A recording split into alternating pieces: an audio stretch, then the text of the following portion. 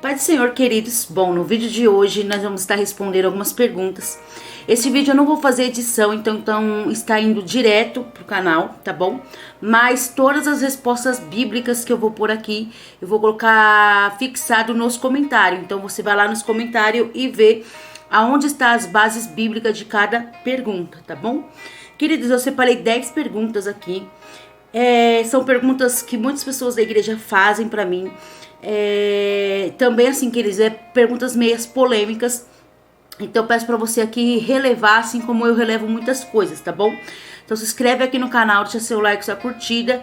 E vamos já fazer esse vídeo respondendo as perguntas. Não vou aqui falar o nome dos inscritos, tá? Porque eu sempre preservo a identificação dos inscritos que fazem as perguntas, porque às vezes deixa a pessoa mais à vontade para fazer as perguntas, tá bom? Então vamos lá. Número 1. Eu tô falando toda hora, queridos, porque eu tô tentando arrumar aqui as coisas aqui rapidinho. Então vamos lá. Eu coloquei no caderno aqui. Então vamos lá. Número 1. A paz. Tenho vontade de ir ao motel. É pecado? Queridos, eu recebo muito essa pergunta de público cristão. O povo da igreja pergunta muito sobre isso, se é pecado, se não é pecado, tem dúvidas sobre isso. Então vamos lá. Deixa eu só apertar aqui porque não estão me ligando.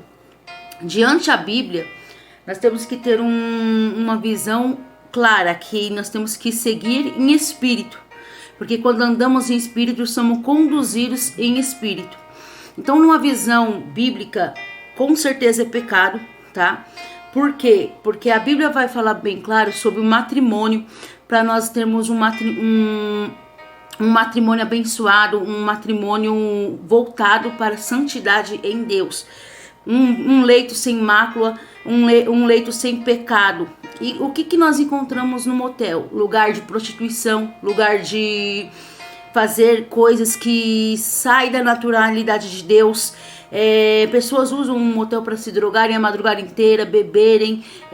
Tem morte que acontece em muitos motel por aí, de brigas de pessoas que foram fazer programa e não receberam.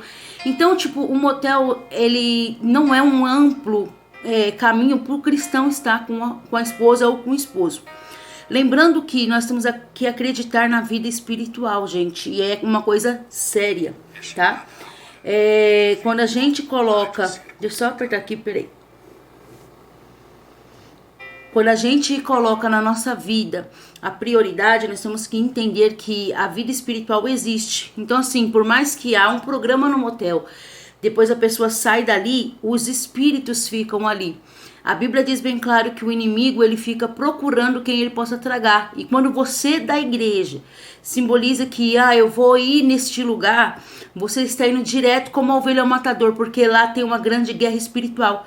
Eu já aconselhei muitos casais e também já presenciei muito também que começaram a fazer essa prática de ir ao motel e acabarem com o casamento deles. Justamente porque um lugar é amaldiçoado, tá bom, gente? Então, assim, você quer sair com a sua mulher? Tem o hotel. Hotel é diferente de motel. Hotel você pode dormir, você tem direito ao café da manhã, uma coisa mais romântica. Também tem pousada que você pode separar para ir com a sua família, com a sua esposa, com o seu esposo. Então, tem diversas maneiras para o casamento cristão não cair na rotina. Porém, tomem cuidado, porque às vezes nós falamos, não tem nada a ver, porque um irmão falou que não tem nada a ver. Mas a Bíblia, ela é bem clara em dizer que cada um tem uma fé. E quando você realmente quer seguir a fé em Cristo, você tem que estar atento.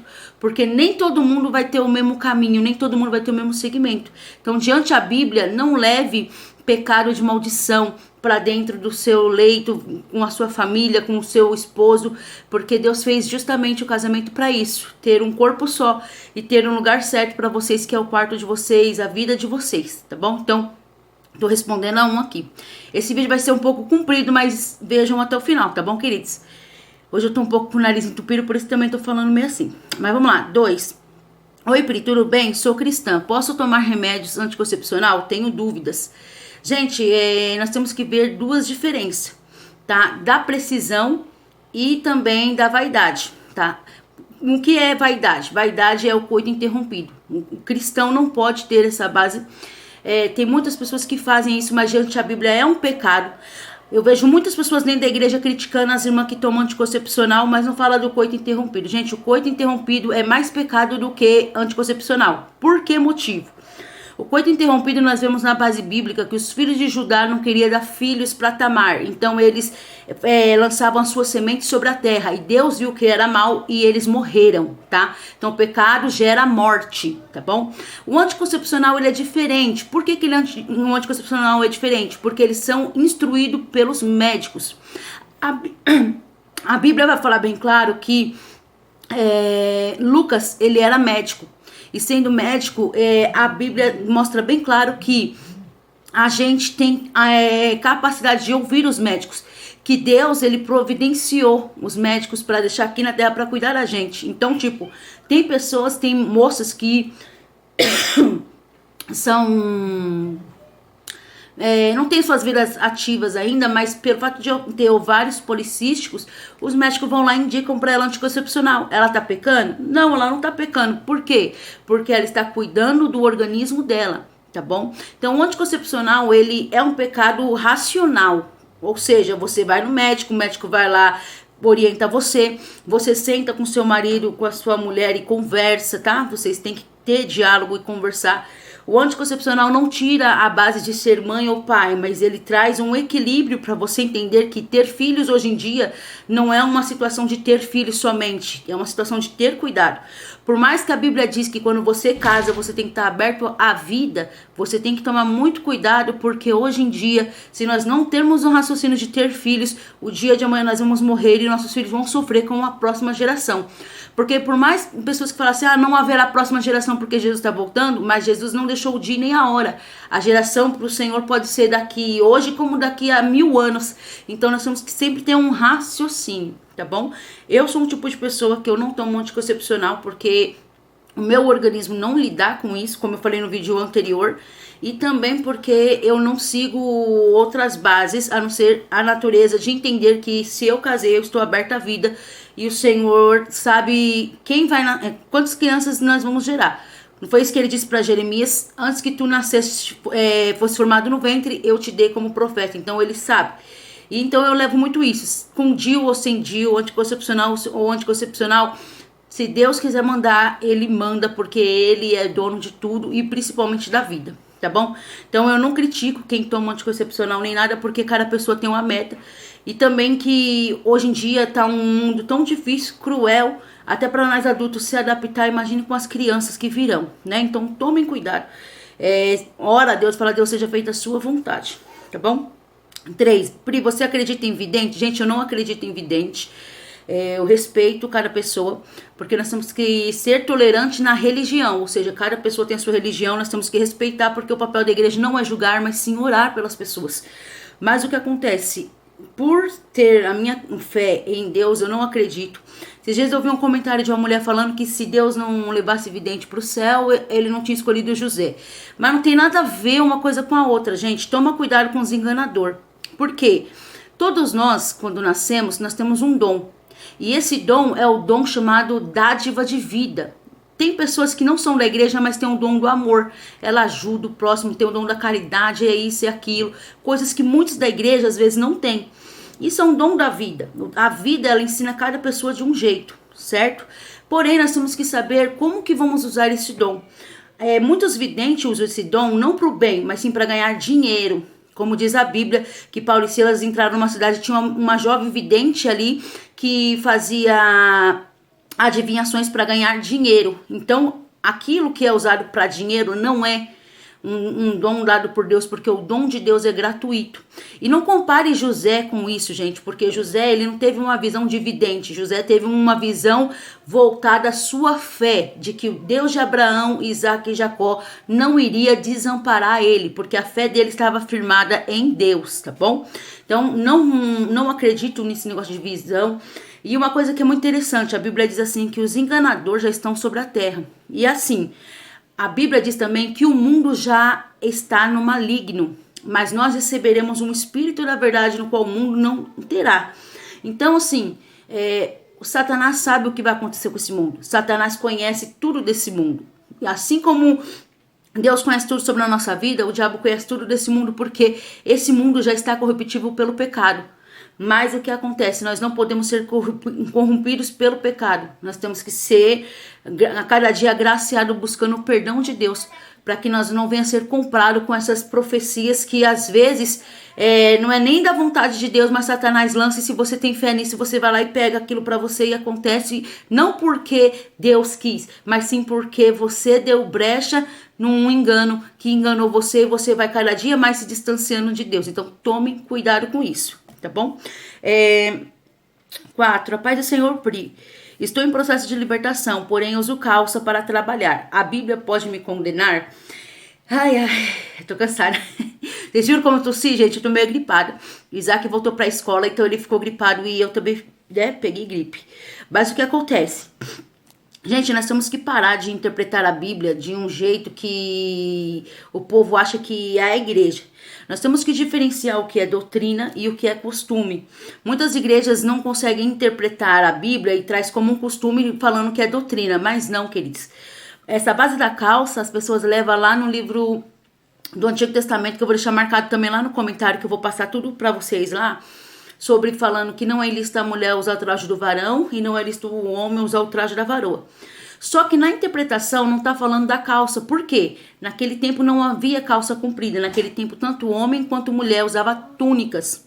Ou seja, ele tá dizendo em questão de personalidade, de naturalidade. Deus fez homem, Deus fez mulher, e não é digno diante do Senhor se configurar, inverter a natureza de Deus, tá bom?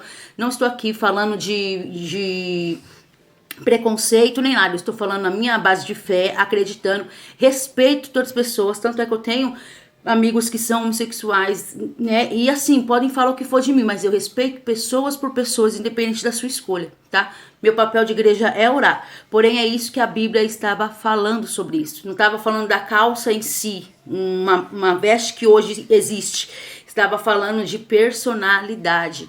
Nós temos que tomar cuidado, tá bom? É a mesma coisa também do cabelo. Deixa eu tirar o Isaac daqui, gente, peraí. Então nós temos que tomar cuidado com essas interpretações, porque às vezes podem confundir a nossa cabeça. E você, irmã, precisa trabalhar, tá bom? Não perca a oportunidade de trabalho, ganhar seu sustento por má interpretações que às vezes pode atrasar a sua vida, tá bom? E se for um dia para você parar de usar calça, Deus vai trocar de você de serviço, vai falar com você e tudo. Então, continue no seu processo de libertação, tá bom? 5. Gente, eu acho que eu vou ter que dividir em 2 partes, porque como eu falei pra vocês que eu não vou editar, então vai em 2 partes, mas eu vou pôr no mesmo dia, tá bom? Mas vamos lá. Sexo anal e oral são pecado ou posso fazer entre casal? Gente, muitos casais da igreja também têm essas dúvidas. Nós vemos pregadores de índoles grandes aqui no YouTube falando que pode, que não pode, um monte de coisa. Só que eu deixo bem claro para vocês que tem que ser a sua intimidade com Deus e a sua comunhão com Deus, tá bom? O sexo anal é uma prática sodomita. E nós sabemos que Sodoma era uma cidade bem corrompida, que eles quis abusar até dos próprios anjos que foram lá alertar Ló e a sua família. Eles queriam abusar dos anjos ali. Então é uma prática que é abominável aos olhos de Deus, porque também foi destruída. Então tudo aquilo que não agrada a Deus gera o pecado, e o pecado gera morte, tá bom? Então tomem cuidado. Essa prática de sexualidade entre o casal anal é pecado gravíssimo, tá? Não que não seja pecado de ser perdoado, sim, é perdoado. Só que a Bíblia diz assim bem claro, você tem que se arrepender do seu pecado, deixar e andar em frente, e não volte a fazer novamente. Então, assim, esse sim é pecado. Já o oral não tem na base bíblica sobre isso. Porém, nós temos que ter uma visão bem clara que tudo aquilo que sai da natureza de Deus é pecado. Tá? Então é você com Deus sobre isso, você e o seu cônjuge, você e o casal, e em relação aos mandamentos bíblicos, tá bom? A natureza de Deus sempre vai ser abençoada, tá bom? Então segue um passo assim, conforme a natureza de Deus, tá bom? 6, Pri, a mulher pode cortar o cabelo? Gente, a prática do cabelo, que Paulo disse ali, sobre ensinamento, vós mulheres foi lhe dado o cabelo como um sinal de véu, que é honroso, sobre essa parte, né, que fala sobre isso. Paulo não estava falando de cabelo físico. Paulo estava falando também da naturalidade de Deus. Deus fez homem, fez mulher. E não é ilícito a mulher aparecer na igreja com traje de homens, tá? Deus fez você irmã. Você tem que se comportar como uma santa mulher de Deus, como diz a palavra de Deus, tá bom? Sei que muitas igrejas podem pregar que cortar o cabelo é pecado, porém você se cuidar não é pecado, porque a Bíblia também vai falar assim, ó, que a mulher sábia edifica sua casa. Então você tem que se cuidar pro seu esposo, você tem que ser uma esposa não só cabível espiritualmente na maternidade, na casa, no lar. Você tem que ser uma esposa, como diz a Bíblia, coroa para o seu marido. Ou seja, você tem que estar ampla, arrumada, bonita. Não tô falando em questão de vaidade, eu tô falando em questão de cuidados, tá bom? Então, ora a Deus e fala pro Senhor aquilo que pode.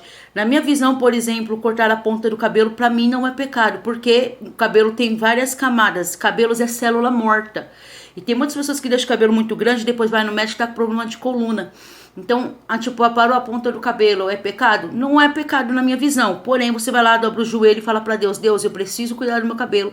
E eu aparei a ponta do cabelo, mas isso não me corrompe em questão da santidade diante do Senhor, me perdoa. Se você fazer isso, o Senhor sempre vai te perdoar, porque você não está fazendo para vaidade, você está fazendo para cuidar mesmo do seu cabelo, para gerar vitamina, porque aquelas pontas secas, né?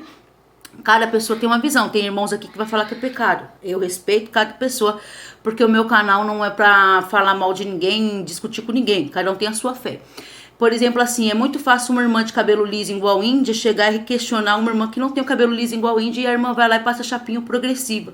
Deixa ela cuidar do cabelo dela, ela faz o que ela quer. Se ela quiser usar afro, ela usa. Se ela quiser fazer as coisas, ela faz. Então, tipo assim, temos que discernir o que é vaidade e o que é cuidado, tá? E Paulo estava falando disso aqui, não era do cabelo físico, tá? Que foi dado como véu, mas sim estava falando em questão da santidade, que a mulher tem que ver que ela é mulher e ela é diferente do homem, que ela é o vaso mais frágil, é o vaso mais meigo, é o vaso mais sensível e não é legal ela vir tomar o lugar do homem na igreja, tá bom? É esse o contato que Paulo estava querendo dar uma visão assim, ó, toma cuidado, mulher na igreja, a mulher tem que estar como a base da caridade, como a base mais suave, e a mulher não tem que tomar aquele assunto assim, tipo de ser o homem da igreja, porque Deus fez você como mulher. Tá bom? Não estou discriminando aqui cargos pastoriais em nada. Estou falando que é uma visão. Porque tem mulher que chega na igreja e começa a gritar como se ela fosse o marido e o marido é a mulher, né? Então toma cuidado com isso. Vamos lá, 7. Pri, vi no seu canal que você casou novamente. Sim. Mas no meu caso, sou solteira e tenho um irmão que quer casar comigo. Porém, ele já foi casado 2 vezes. Eu tenho medo, porque ele está insistindo, mas eu estou fugindo. Gente, esse negócio de casamento é uma crítica muito grande dentro das igrejas, né? Por quê? Porque tem igreja que aceita segundo casamento e tem igreja que não aceita segundo casamento, né? Porém, assim, diante a Bíblia, você vê o espaço do segundo casamento. Os adúlteros da Bíblia não está falando sobre quem casou de novo. Os adúlteros da Bíblia está falando, não sobre os divorciados, está falando sobre pessoas que são casadas, não divorciam e vão lá e tem um relacionamento extraconjugal. Esses são o adultério que a Bíblia fala, tá? Que esse que é acusado, que independente se a igreja que aceita ou a igreja que não aceita, tem que ser pregado. Se você não consegue mais viver com uma pessoa porque sofre tudo e não divorciou e já está com outra pessoa, você está em adultério. E tem que se converter diante do Senhor, porque com o Senhor é sim ou não. Certo? Agora, se você é divorciado e casou novamente, ali foi uma oportunidade que você teve de escolha. Segundo casamento é uma escolha sua, não foi Deus que mandou você casar. Ele te dá a liberdade de escolha, assim como no primeiro. Só o que acontece? Quando você escolhe o segundo casamento casar, ali é porque você já tem uma trajetória do primeiro casamento que você vai aprender muito, então vai ser totalmente diferente do que o primeiro. Porém, tem pessoas que se acostumam com essa prática do divórcio, que vai lá 3, 4, 5, 6, 7, 8, 10 casamentos. Isso sim, já diante do Senhor, já é um pecado. Por quê? Porque para Deus há segunda oportunidade, tá? Porque mais vale você pôr uma pedra ali e seguir a sua vida e ser feliz do que ficar orando para Deus matar o outro, que isso daí não vem de Deus também. Então, tanto o que casou de segunda vez quanto o que ficou orando para Deus matar o cônjuge vão ser julgados do mesmo jeito, Então segue a vida. Porém, nesse caso, ele já foi casado 2 vezes. E por que ele quer casar com a terceira, com essa moça? Você é solteira, jovem, então foge mesmo, porque isso é um laço na sua vida. Vai seguir em frente e deixa esse irmão aí aprender a se converter. Porque se você casar com ele, você vai ser a terceira e depois ele vai procurar a quarta, porque ele já se acostumou em ficar pulando degrau do divórcio, tá bom? Então toma cuidado. 8. Pri, você voltou para IPDA? Eu vi você lá em Santo André. Pensei que você iria mudar todo o seu visual, mas continua a mesma. Parabéns. Queridos, essa questão aqui, sim, gente, eu não voltei para Deus e Amor. Porém, como eu disse para vocês, o tempo que eu fiquei no ministério, eu sempre servi o ministério com responsabilidade. Não me envolvi com ninguém. Lembra que eu fiz um vídeo falando que a máscara de muitas pessoas iria cair, que estavam dizendo que estavam divorciados, mas estavam casados e ocultas, tava um monte de coisa. E eu sei que Deus ali usou minha boca para falar que nós deveríamos tomar cuidado. Então, nesse tempo, eu tenho visto se cumprir tudo, porque só chega a notícia até mim. Não sei quem, não sei quem, não sei quem, não sei quem, né? E eu acredito muito no que Deus fala comigo. Gente, eu saí do ministério não foi por casamento, porque eu ia casar com o Fran, não. Eu saí do ministério por outras bases, porque também chegou o tempo de Deus na minha vida. Mas a questão é o seguinte, independente de ministério, se é Deus Amor, congregação, batista, assembleia, o que for, quando você conhece a palavra de Deus, você muda conforme ela muda. Eu não vejo pecado usar vestido, eu não vejo pecado colocar a calça para ir trabalhar ou a calça para usar, como as igrejas abertas. Eu mesmo não faço isso. Por quê? Porque é o meu costume, é o meu jeito. Eu, quando fui casar com o Fran, eu falei pra ele, ó, eu sou uma pessoa que não sou vaidosa nem nada. Você tem certeza que quer compartilhar a vida comigo? Porque eu sou uma pessoa que, se for pra sair, eu me arrumo, cabelo, tudo. Mas o meu cotidiano de dia é mais simples possível. Ele aceitou. E aí isso tem que ser. Você que é casada, você não tem que pedir opinião de pastor, opinião de igreja, o que pode, o que não pode. Você tem que ir pela Bíblia e em questão do seu marido. Porque se você não for uma mulher que honra a sua casa, que se cuide tudo, você tá abrindo brecha para outras virem e cair dentro da sua casa, um monte de coisa. E não é questão, é caráter, não, é questão de princípios. Cada dia que você se cuida, cada dia que seu marido se cuida, é uma cavidade a mais. Deixa eu cuidar mais do que é meu, né? Então, é muito importante isso. Então, todo lugar que as pessoas me verem que eu não mudei. Porque, na verdade, quando você muda de lugar, você conhecendo a palavra de Deus, ela está em você. E aonde você vai, você sempre vai ser aquilo que você aprendeu. Não com homens, com igreja, com líderes, mas sim com o que você aprendeu na palavra de Deus, tá? Porque o homem, o líder, às vezes pode se corromper porque é ser humano assim como nós. Mas pela palavra nós não vamos nos corromper, porque nós sabemos o limite que vamos aguentar e Deus nos direciona.